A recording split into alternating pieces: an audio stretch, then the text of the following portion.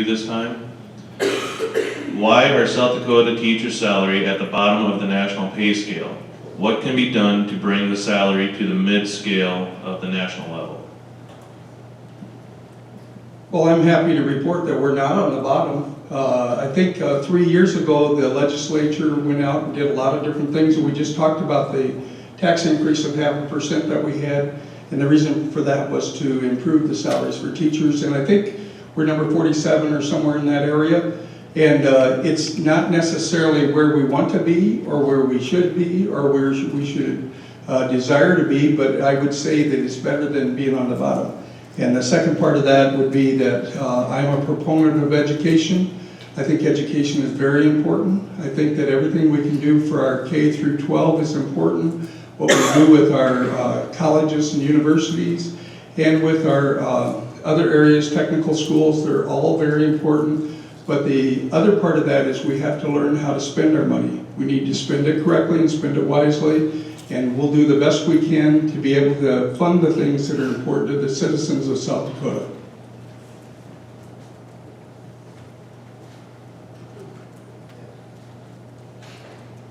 This question we could dwell on probably most of the day.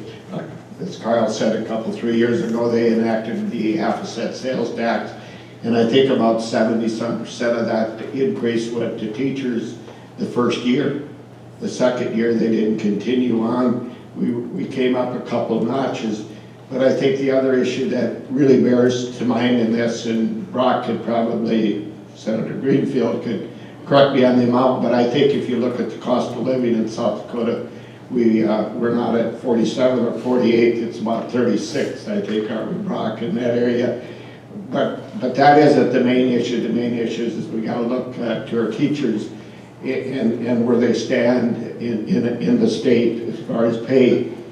The other issue in that is about 80%, I think, of school costs go to teacher salary and or benefits.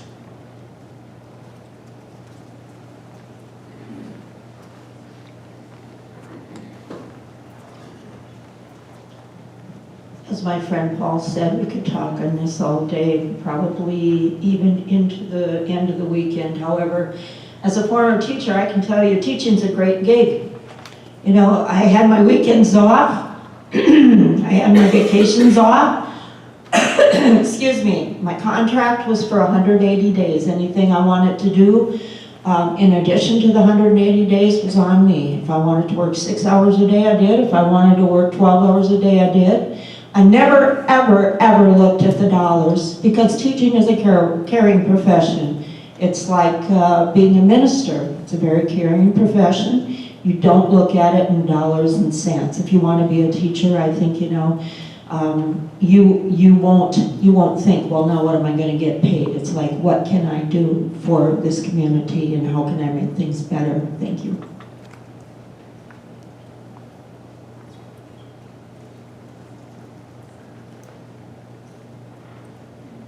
I agree. Of course, we could talk about this all day. It's been a hot button subject for several years. We always want to talk about our education system and how we can make it better, especially our public schools and especially our rural schools who tend to struggle more, who are reliant on our ag economy and our property taxes and things like that. So I agree that we made the adjustments.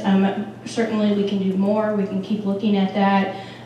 Right now, I'm more concerned actually about our paraprofessionals in our schools and making sure that they have a good wage and can support themselves. In a lot of schools, paraprofessionals can get paid more going and working at a fast food place or a grocery store or something like that. So we're losing some of our quality professionals, both our teachers and paraprofessionals in our schools. And I think that's something that we need to look at is those individuals as well.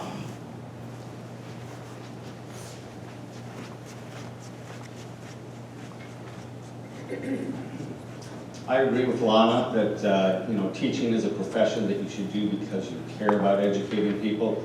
That being said, if we do want to have our teachers ranked higher as far as teacher pay and as far as our education system goes, we just need to earmark some money for that. We've got initiated Measure 25 coming up to increase tobacco tax. Well, let's earmark that for education if that's what we want. Let's not just throw it into the general fund and let the legislature decide where to spend it. Thank you.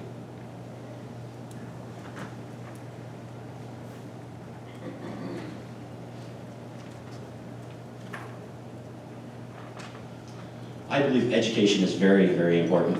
I actually have the opportunity to put my kids into private school because I believe in their education.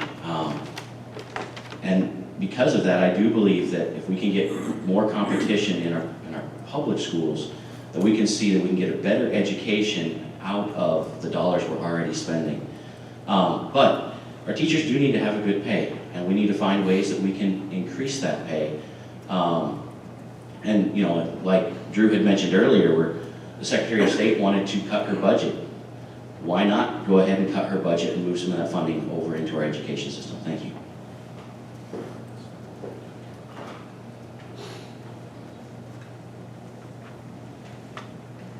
I want to pick up on the remarks that Brooks was making there as far as earmarking funds. You know, a couple decades ago, we had the video lottery come into existence, and all of that money was supposedly going to go for education benefits, and now a lot of it does not, or maybe goes there, but it has to go through the general funds first.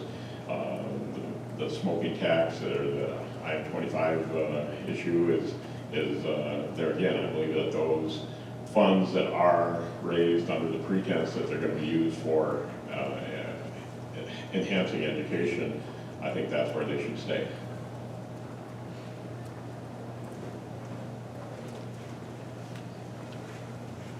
You know, a lot of it's about priorities and efficiency. You know, I already talked earlier about how there is somewhat of a lack of efficiency within state government. And if we can get back to that and get to efficiency, we can direct money to education or to community support providers, wherever we want it to go. As far as priorities, you know, I think the legislature has probably done a slightly less than adequate job of when we do increase a tax. First of all, when you increase a tax, you can't say, well, we want this to go to the slush fund. You have to say, well, this needs to go to education. You know, so when we've increased taxes, it's usually been for education or something else that's very important. But I don't know that we've always done a great job of keeping that promise. And if we're going to say we're going to commit $1 to education, not always one whole dollar goes to education. So when we increase a tax or create a new tax, we need to make sure that money's actually going where we said it's going to go. And in 2016, that was to education, and we need to do a better job of keeping our promises on that.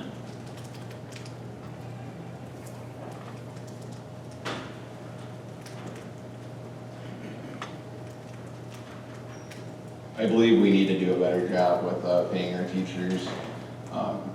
Just because we moved up 2 spots from the bottom, we're still on the bottom. And we're not being regionally competitive. We need to do a better job at that, but like Drew said also, you know, we need to make sure that we're doing a better job with the tax dollars we already have raised to try to prioritize those in a way that help out, you know, teachers with pay. Raising teacher pay is a good thing for a couple different reasons.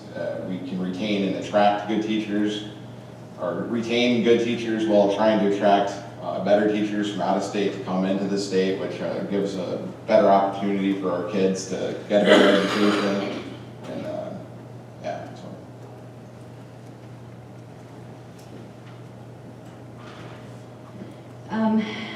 I have, as somebody that reads a lot of case law, often just for fun over the years, I watched Wayfair, and to see the result and then to learn that the half-cent was allocated for teachers. In my area, I see the schools and those that work in administration and how they struggle to find those teachers that are dedicated. For example, a young woman that I know that has made it her career choice, but yet struggling with that wage. And I think it's really important. It's really important to invest into that. Same is true with our elderly. We have those responsibilities right here, right now, to the younger generations to come and those that have paved the way for us.